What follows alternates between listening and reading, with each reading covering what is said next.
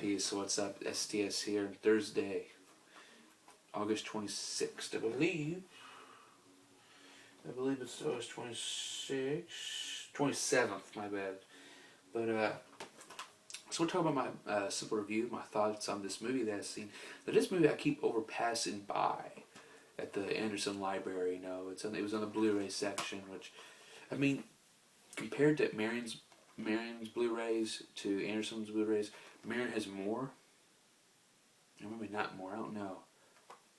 It looks like they had more, but the thing is, though, it's more more common stuff, more like A+ movies. It's not like that. Anderson's Libraries has underrated cult classics, Criterion collections, and stuff like that. But this is one of them I kept seeing. It was on the science fiction because when I borrowed They Live, it's like, man, this is a good review. My favorite YouTube reviewer, Rainbow Raff for Life, he reviewed this, but I haven't seen the review of it, which I'm probably going to check it out anyway. But this film is Lifeforce, 1985 science fiction horror movie. You can say it's directed by Tobe Hooper, who directed Texas Chainsaw Massacre, the first one, Poltergeist. He did. What else did he do? I don't know. He did something else. I don't know. He did more movies. Those are the ones I know. This film basically. This is also a Scream Factory release too. That's one thing I love about the Anderson Library. There's a bunch of Scream Factory releases. They Live. This. They have Dark Man and some other movies, which I want to get. Dark Man. I haven't seen that film. It's with Liam Neeson on it, and I want to get that. But back to the film here. In the brink of an eye, terror begins. This basically, it's going to be hard to explain, so I'm just going to give you little thoughts about it. Basically, it all starts out these astronauts. My God, that's huge. I can't see that far. It basically begins with these astronauts, and they investigate Halley's Comet. And I think it was Halley's Comet. And they discover a strange phenomenon. They discovered this alien spacecraft. This spacecraft looks like a sword almost. I wish it would show what it looks like on the damn case, but it's not. But yeah, it's like a weird, strange. It's an alien. It's like it's an alien craft, and the graphics are pretty cool back then. I liked it. I love the effects in this film too. In the '80s, what can you say about the '80s? It's so good. But they uncover a spacecraft, and then they realize they see these bats or whatever the hell they are, but they picked it up. They had the actor Steve Railsback, who's the lead in this film. I'm trying to think what his character was. What the hell is his character? Yeah, he's Colonel Tom Carlson. And they've got some other stuff here. That's funny. Wikipedia is listed as the bad chick, Space Girl. But Colonel Carlson, it's a joint U.S./UK the production with they're in NASA or whatever it was, space, and they go in there and they see these like I said, these bat things or whatever, and he touches it, but it's all ash. So they end up taking one of those for evidence, and then there's this brighter source, and they go up in there, and then there's these three like nude, naked, human-looking like people. There's two men on the left and right, and in the middle, on the top, is this very beautiful naked lady who's played by Mathilda May, or that's how you say her name, Mathilda May, and nice weird nipples, weird titties or whatever. But they're there, and then they decided to take it back. So they end up taking the things back, and then this crew, and all of a sudden the screen gets back and says 30 days later. I think this was 30 days later. The people at the main control is trying to get hold of these guys. They haven't got hold of these guys in 30 days. Like what? So they end up having a rescue team go up there, and they dock it with them, and they go in there, and everything's burned up, and everybody's dead. And then they see the humanoids, or whatever they're called, spacemen, the empires, whatever. those people, but they didn't burn up or anything. But they find out there's like there's like it's like wow, everybody's dead. That's pretty stupid because look in the back, sole survivor, the mission. But then at the very when they get back, there was a escape pod, but it's gone. So someone had to survive. But they end up it's a seductive titty woman naked, and they end up taking her, and they end up do some they want to do a biopsy because she's dead. She's not dead. They had some weird guy they left like the room for him to watch it out with these doctors or whatnot. And I think what's the doctor's name on here? Dr. Hans Vlada, and then they have Colin, and then they had him and some other people. They had this guy who was working for him. He was very perverted, like he wanted to cop a feel. So he goes in there and just checks her foot, and she just wakes up, and she does like a little Undertaker setup, but no eyes or anything. And there's her titties and whatnot.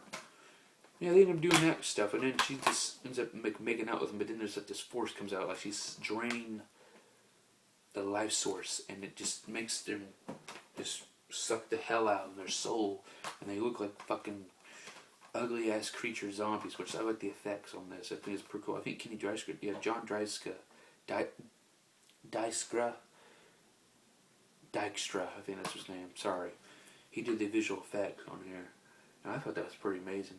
I like how the space vampires want to look at what they're called, because it's based on the book, The Space Vampires.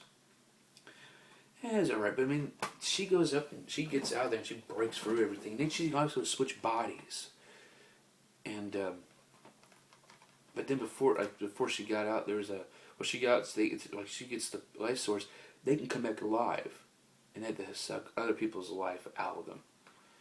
And because it sucked the main thing that they're going to do the biopsy, which is a key scene.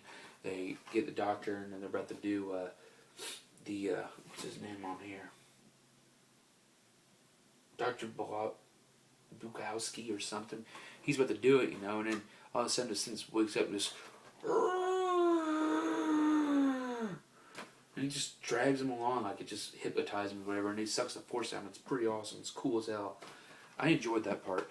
But it made him take the guy who got bitten or sucked the life out. He got him back to life. But then they locked him up, but he can only live for so long. He has to keep sucking the life up, but he died because he turned to ash. Then she got out, and then she can transform the bodies or whatever. She sucked the soul of this one chick. They took her back. Good Lord, she had a hairy little pussy line. It was fucking disgusting as hell. But she had her body and titties all out, zombified, and then they woke her up. She woke up and she died, exploded everywhere. Just the one guy was. So, I mean, it's pretty cool. I mean, just seeing that. I mean, it was an '80s film. I love how that is. But then they get the sole survivor, who's Colonel Tom Carlson, and then they get a Colin Kane, who's another colonel. He's the Peter Firth or whatever. He's the second lead or whatever, secondary lead man or whatever. He's pretty cool, and it's right here. Right there is Lieutenant Carlson. He's the main lead, and then there's Carlson, not Carlson, but Kane. Kane right there, and there's Space Girl, whatever, Titty Girl, I call her.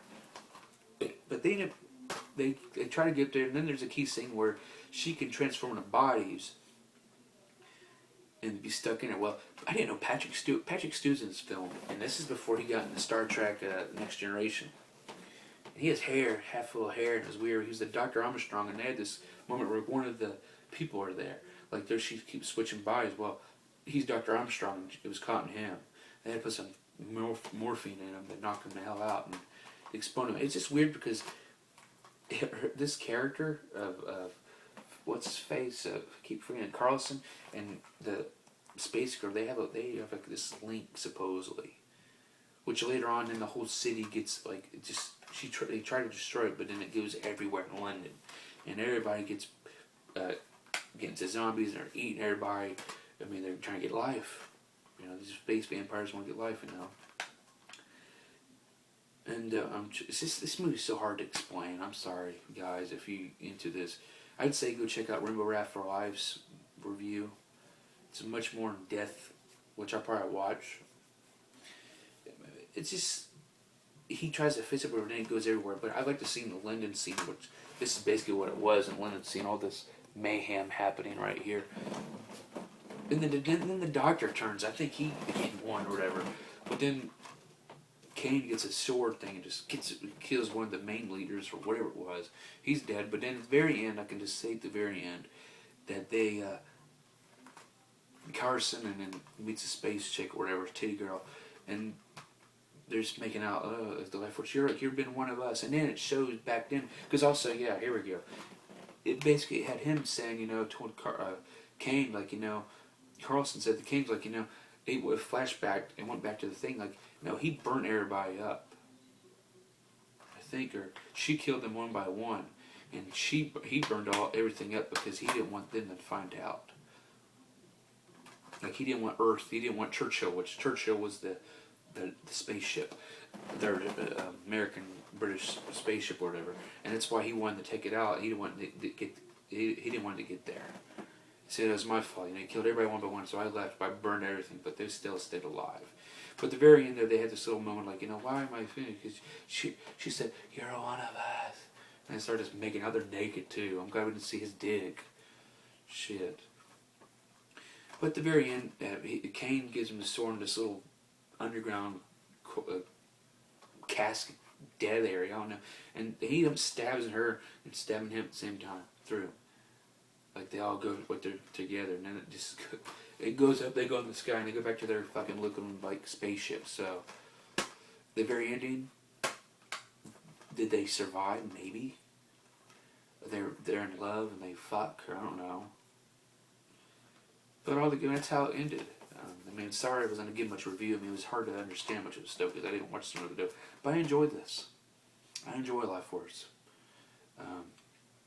Probably see it again. I just like how the film was, not just because of the titties and everything. Just the story was great. The grade, letter grade, I give it B plus, and number grade 7. I'm about 7s because is this rewatchable? Kinda. I only watch it with somebody. I only will watch it again if somebody wants to see it. So yeah, I'll watch it. But I don't know. But this is the Scream Factory release. They have so many features on here. I don't really talk about features, but they have an audio commentary, a bunch of audio commentaries with Tobe Hooper. They have all retrospective of the thing. They have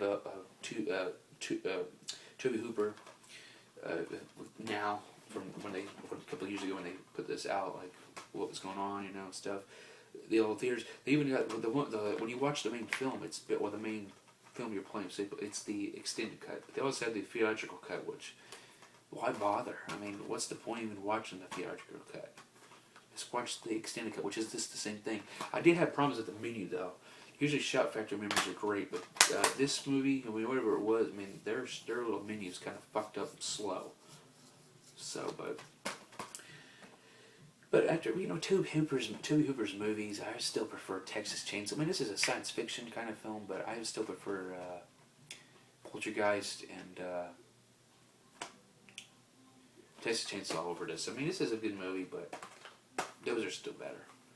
That's my opinion, though. But I'm out of here. This is STS with Simple Review, and then the next movie I should be doing is a Western film with John Wayne. Peace out, man.